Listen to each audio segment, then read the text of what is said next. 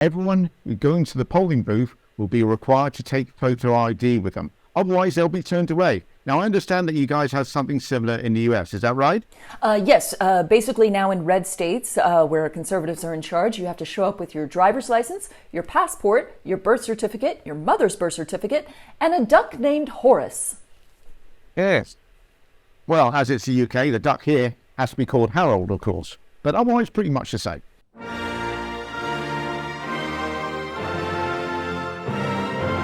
Hello everyone out there and welcome to a very special relationship, the show that reaches across the Atlantic to find mutual loathing of our mutually loathable leaders. My name's Matt Johnson and I host a show called The Interesting Times. We operate out the UK. And hailing across the Atlantic from the US is the CEO and presenter of the Phoenix News Network, Andrea Bridges-Smith.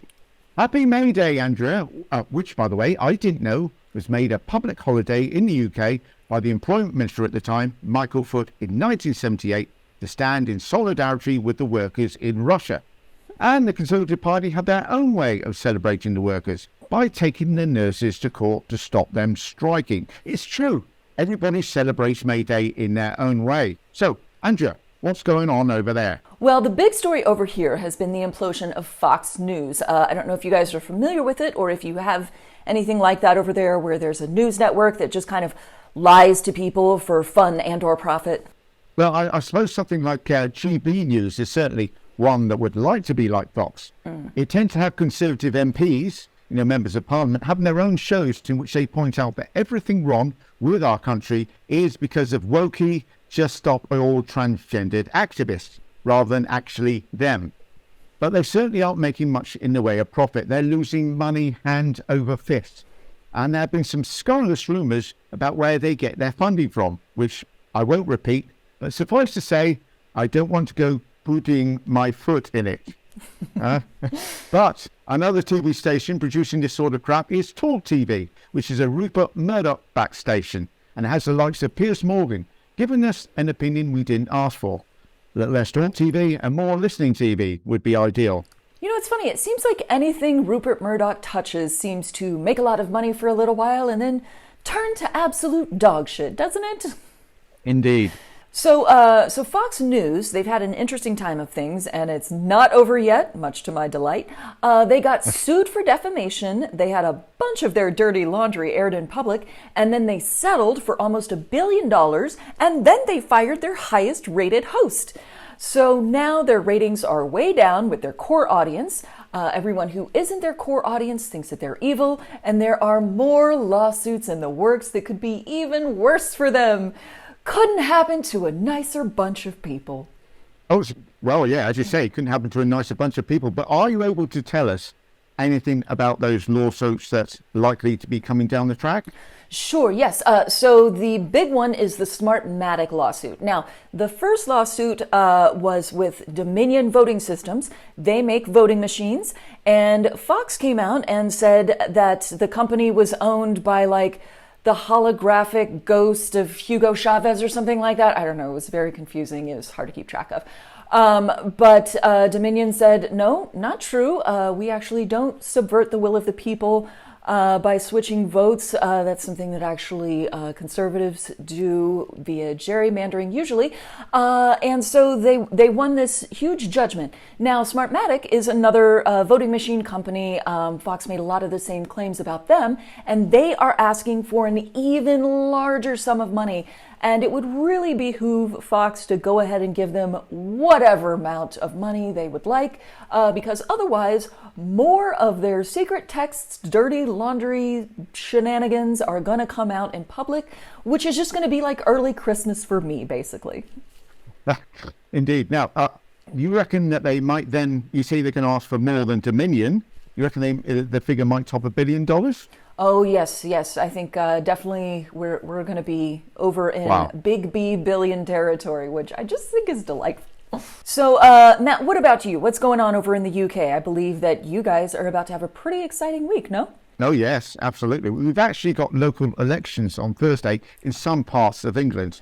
Now, this is Rishi Sunak's first time coming face to belly button with the electorate. That's actually a heightist joke. Apparently he's just under 5'7". But for the first time in elections in England election history, everyone going to the polling booth will be required to take photo ID with them. Otherwise, they'll be turned away. Now, I understand that you guys have something similar in the US. Is that right? Yes. Basically, now in red states where conservatives are in charge, you have to show up with your driver's license, your passport, your birth certificate, your mother's birth certificate, and a duck named Horace. Yes. Well, as it's the UK, the duck here has to be called Harold, of course. But otherwise, pretty much the same. We have been assured by the totally believable Conservative Party that this is not voter suppression.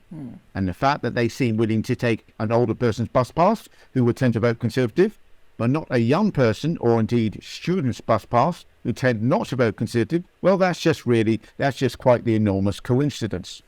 And also the fact that a leaflet was sent out by the Conservative Party in Norwich telling people that they didn't need ID to vote was actually done in error. The error, of course, being that they didn't mean to get caught.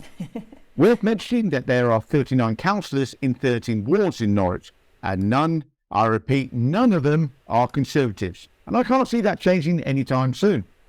Well, yes, let's hope it doesn't. Yeah, it sounds like our conservatives are singing from the same hymnal as yours.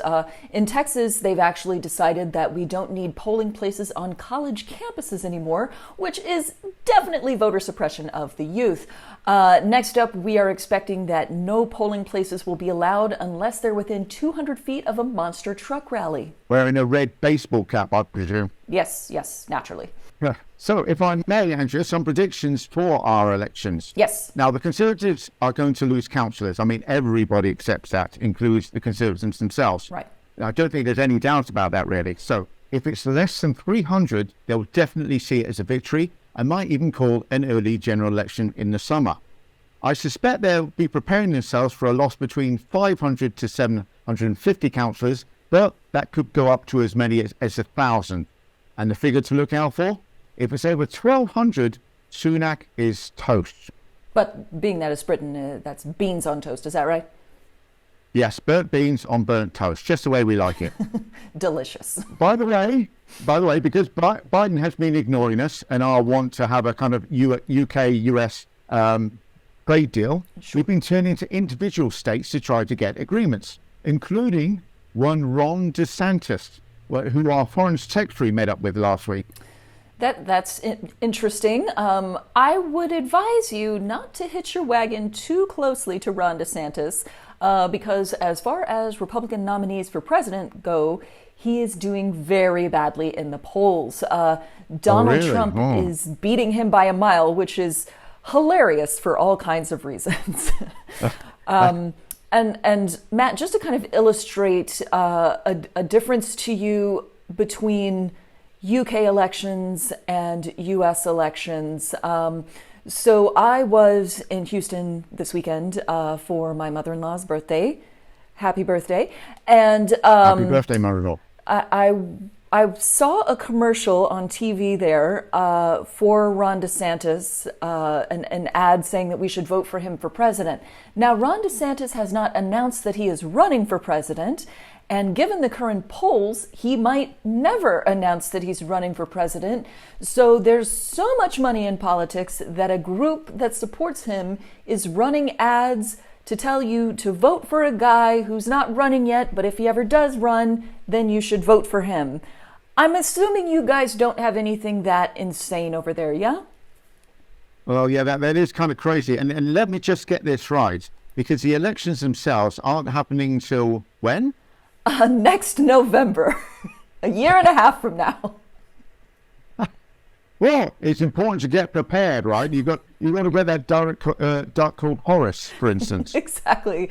Early bird gets a lot of worms, perhaps. Yeah, this country's electoral process is weird. Yeah. So, Matt, do you have any big plans for this weekend? Well, now here's the thing. Of course, in a couple of days' time, our coronation is happening. Our king will officially become our king. I'm guessing the democratic part of that process is pulling straws to find out who has to act as a human shield for whatever's been thrown at Prince Andrew. Now, preparations are already underway as the Stone of Destiny, yes, that is a real thing, has travelled down from Scotland. and there's a lot of preparation. Camilla will not be the king's consort, but instead will officially be queen. How lovely for him. But the surprising news is that in keeping with the whole shifting away from democracy business, everybody will be expected to chant an allegiance to the king. So a practice run. Do you want to give it a go, Andrea? Sure, why not? Here we go. What you're supposed to say is this.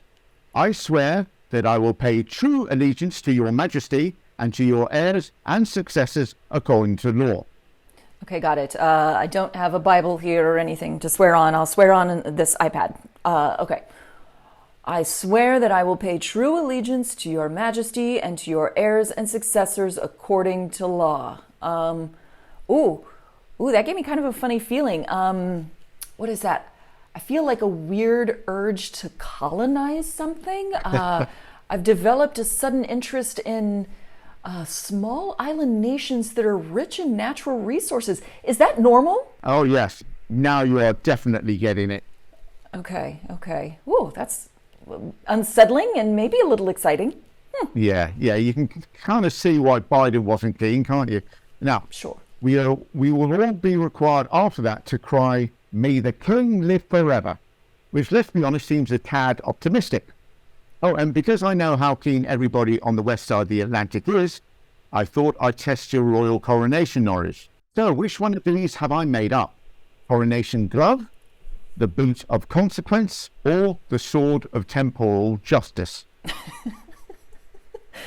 By the way, just a reminder, it's 2023. Sure, that's very helpful.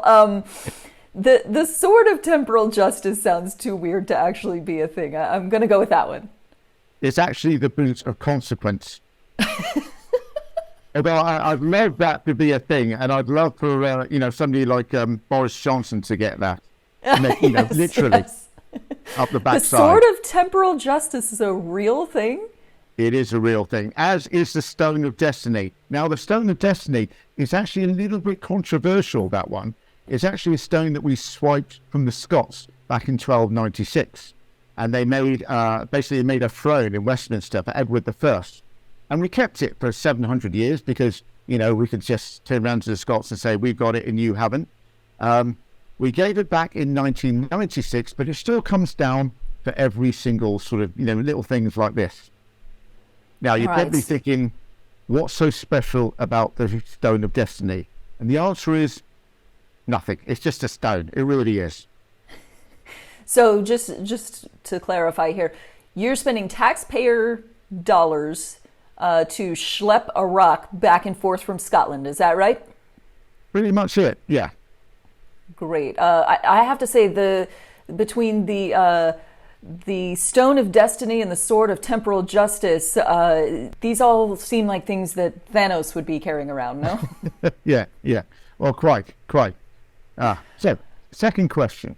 Joe Biden won't be attending, we know that. But which other Americans are definitely going to be there? Could it be Tom Cruise, or Billy Joel, or indeed Lionel Richie? Let's see. I don't think it would be Tom Cruise because he would jump up and down on the furniture, so he probably hasn't been invited. Probably not Lionel Richie because I believe people of color are supposed to stay at home in California during this. So I'm going to go with Billy Joel. Is that correct? Actually, it's Lionel Richie. Oh, okay. Yeah, Billy Joel definitely won't be going. Lionel Richie, apparently, he doesn't have the offspring with the birthday at that particular time, so unfortunately, he's got no excuse. And Tom Cruise will be taking part in a film, some sort of coronation film or something.